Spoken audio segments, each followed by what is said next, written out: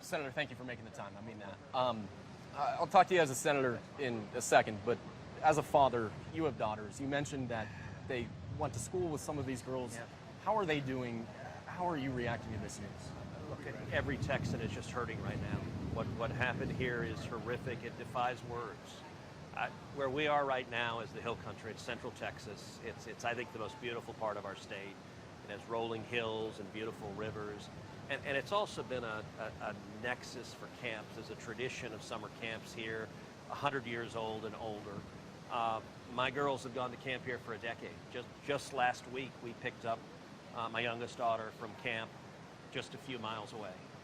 And Camp Mystic, which is the camp that suffered the bulk of the losses from this flooding, Camp Mystic is 100 years old. It's a Christian summer camp that has kids typically go for a month, and you think about just last week, parents were dropping off their daughters, and it was a time of joy. You're dropping off your daughter. She's going to go ride horses and swim and ride the canoe and do archery and see all of her friends, and the friendships made at these camps last for a lifetime. And it was 4th of July, so you were celebrating, and then in an instant, the whole thing turned into a nightmare. And every parent's greatest nightmare is to lose their child. The last few days, I've talked to multiple parents who at the time were terrified. They were told their daughter was unaccounted for. They didn't know where she was. And just the panic as multiple parents. So Texans from all over the state come down to the Hill Country to go to camp, and those parents just drove down here. There's still, as you and I are talking, there are still 10 girls and 1 counselor from Camp Mystic that are unaccounted for, and those are parents that right now are waiting in agony to see what happened to their daughters. Yeah. Sensitive to the fact that this is still an ongoing search and rescue mission, it's still so fresh.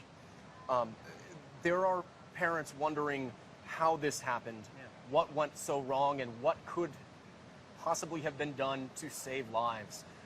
What in your mind needs to change at the policy level, at the federal level, to save lives in the future? Well, look, I think that's a conversation that needs to happen over time. I will say anytime you have a natural disaster, and listen, Texas is a big state. We've got 31 million people. We have a lot of disasters. We have hurricanes, we have tornadoes, we have wildfires, and so I've been on the ground at dozens and dozens of disasters like this. There's a stage of operations. The first stage is where we are now, and it's search and rescue. It's the first priority, which is get people out of harm's way. We had, when this unfolded, within hours of the flooding happened, I was on the phone talking with Texas Governor Greg Abbott. I was on the phone with Lieutenant Governor Dan Patrick. I was on the phone with Nim Kidd, who's the head of Texas Emergency Management.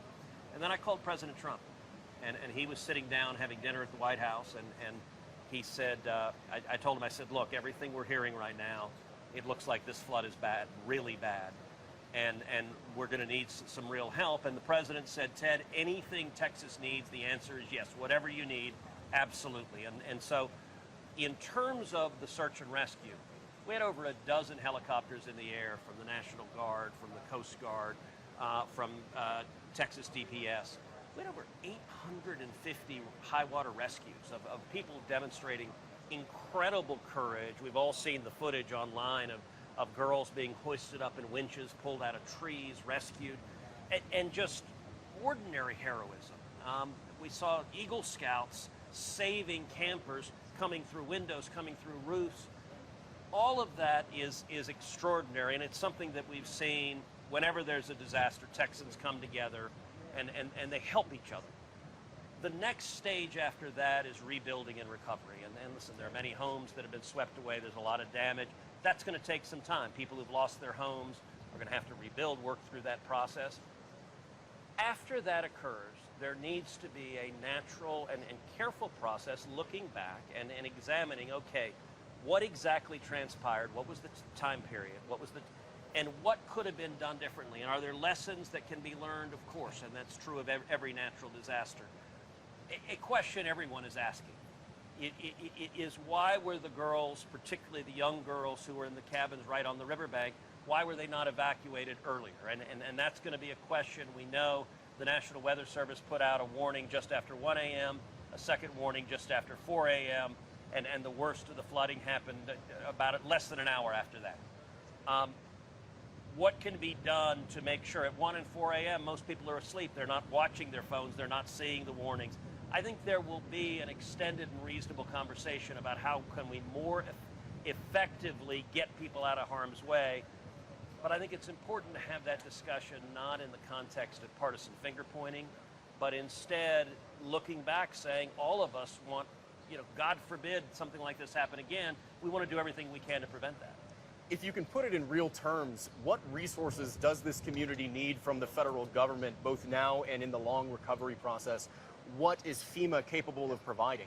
Well, the first stage is search and rescue. And so what they needed is we had Coast Guard helicopters, and we also have federal officers on the ground. We had people from FBI on the ground. We have multiple agencies, Department of Homeland Security on the ground. The bulk of disaster response, though, is typically done at the state and local level. And Texas, I will say, unfortunately, this is not our first rodeo. That we're big enough. There's so many hurricanes. You and I both grew up in Houston. You live on the Gulf Coast. There are a lot of hurricanes. That's just part of living on the Gulf Coast. And so we do have very experienced first responders in Texas that know how to go in high water situations and extreme weather situations and get people out of harm's way.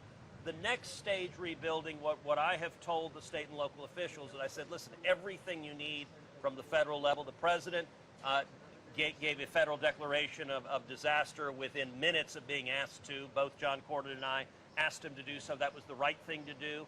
And federal resources will flow from that. There are two federal agencies I need to ask you about. The first one is the National Weather Service. In light of the budget cuts under the Trump administration, are you confident the National Weather Service has what it needs to do its job to the best of its ability? Look, I think the National Weather Service does a terrific job. I'm the chairman of the Senate Commerce Committee, which has jurisdiction over NOAA and has jurisdiction over the National Weather Service. I think that the job they do is incredibly important, particularly the safety components of it. We have seen in the wake of this flooding some engaging in partisan attacks and wanting to, and we see this after every disaster, that there are people who cynically engage in partisan attacks, and whether it's a hurricane or tornado or wildfire or flood, that they want to say the hurricane is Donald Trump's fault. I think that is inappropriate. What I can tell you on the facts, if you look at the National Weather Service, number one, they put out 2 emergency weather alerts, both before the major flooding.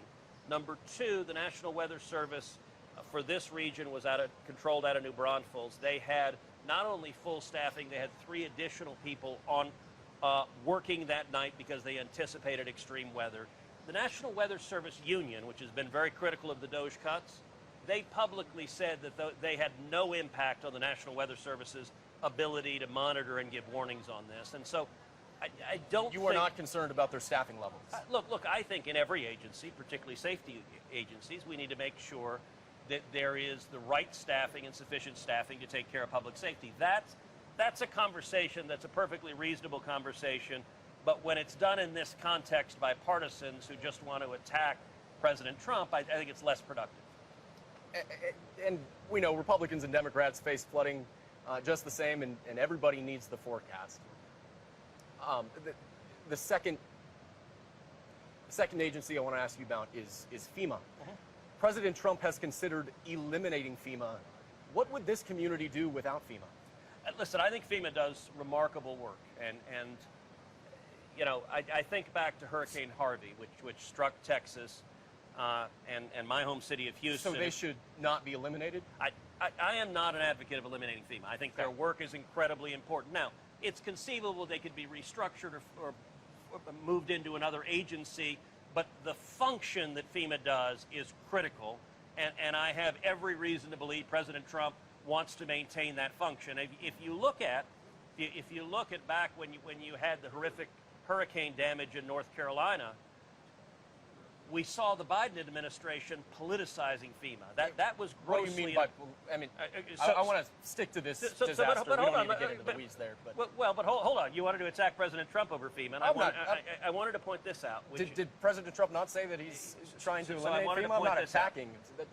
So we had a FEMA employee, a supervisor who put in writing under Joe Biden, do not provide hurricane relief to houses that have Trump flags or Trump signs. That's a level of politicization. Now, she lost her job. She was fired over that. So what is the solution in your mind to the solution is change FEMA in any way? Is to make FEMA effective and nimble on the ground.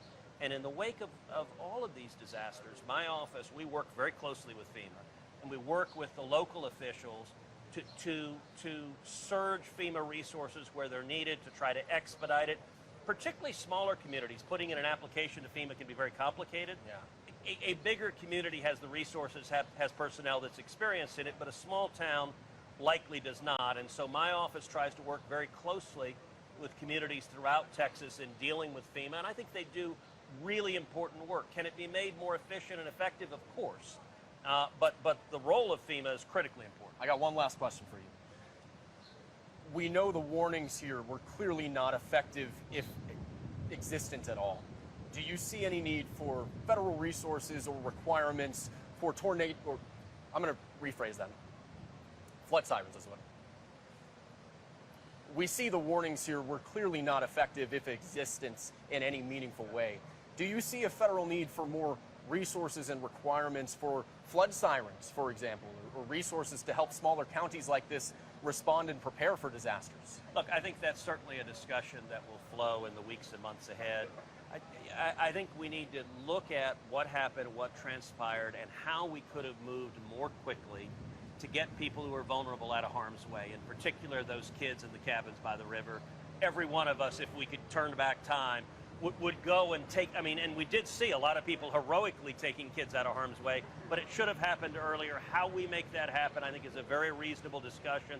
It should be a bipartisan discussion, and I expect it to happen at the local level, the state level, and the federal level. Thank you, Senator.